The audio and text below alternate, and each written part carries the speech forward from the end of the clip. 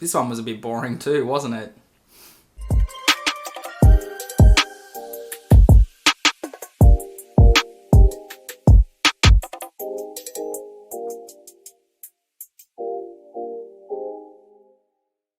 Okay, so The Strange House was released on Netflix just recently. It's a German film that I imagine was like a Netflix original over in Europe. It came out in 2020. In Austria, I think, was the first place it came out. So it's actually been out for almost a year now, but it only just came to Western audiences recently. I'm a fan of like European media. Like, I love the show Dark. Like, it's my favorite show ever. And if you haven't watched Dark, go and watch that show. It is mind-blowing, amazing stuff. So I didn't mind watching a European film. It's sort of marketed as, you know, like a teen, I guess, young adult sort of horror movie where there's, you know, ghosts and like a murder mystery and things like this. And you've got a pretty young cast. I don't know what they were going for here, whether it was like a Stranger Things ripoff or Baby Ghostbusters, or just, there was a lot missing from this movie and a lot to be desired. You can't really say anything about the acting because I am not German. I didn't grow up in Germany. I don't understand the mannerisms. I don't understand anything like that. So commenting on the way that the characters would act and the way that the characters would speak to each other and the way that their personalities sort of clash, that's not something I can comment on. I don't know if it's realistic. I don't know anything like that. All I can say is it felt boring and it felt stupid to me. You've got a young family, a mother and her two sons, moving out to the sticks, you know, moving away from the big city. Their mum is, it's not specifically said what her job is, but she works in a cave. So you assume that she's sort of like a geologist or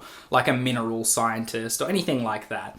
And of course, Henrik, who's the older brother, he's in his teens. He doesn't like moving here. He's got no friends. There's no internet. He's got no phone signal. He's on Instagram all day and he can't, you know, he misses his girlfriend back home. He moves to this little town. His youngest brother, Eddie, he's still all right. He's still little. He's not as worried about moving away from people because he doesn't obviously have a shitload of friends and he hasn't created those relationships. So it's not an awful loss for him.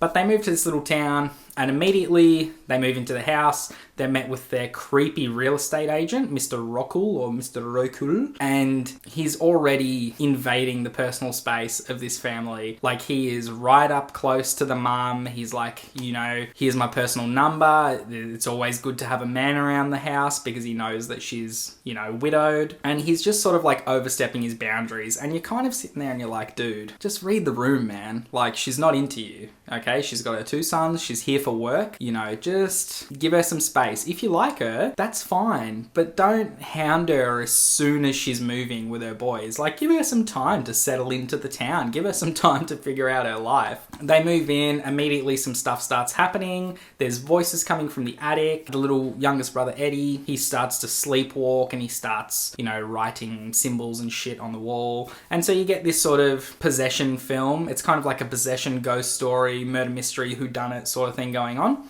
out in the God knows where in the German countryside. It's kind of boring though. The scares aren't really there, and I understand what they're trying to do. They want it to be like a young adult horror movie, but anyone who's over 15 can go to an MA-15 horror movie where they see actual scares, where they actually shit themselves. This sort of thing isn't quite as kid-friendly as it needs to be, and it's not scary enough to appease, I guess, like older teenagers. It's right in the middle of like maybe the ages 12 to 14, and that's it. Like, that's the only market for this film. And those kids don't watch horror movies. And if they do, they're trying to watch like the really scary stuff. They're trying to sneak into Saw. They're trying to watch the R18 stuff. They don't want to watch this. So this one for me, guys, it's very average. 5 out of 10. I'm just going to put it right in the middle. Right in the middle. It's not great. It's not terrible. I've seen way better things. I've seen way worse things. But this one is just very bland and very boring. It doesn't go anywhere, and you don't feel for the characters. You don't feel for anybody. You don't really care about what's going on. You just want to see people get possessed. You just want to see like horror. You know, you can still do a really solid young adult sort of murder mystery horror movie without it being boring. It is possible. If you're fans of, I guess, YA movies, if you just want something to watch, you can give it a go, but it is average. Very, very average. I probably wouldn't waste my time with it. The only positive is it's pretty short. It's like an hour and 25 minutes, an hour and a half, so you can whack it on and, you know, not waste a lot of your time.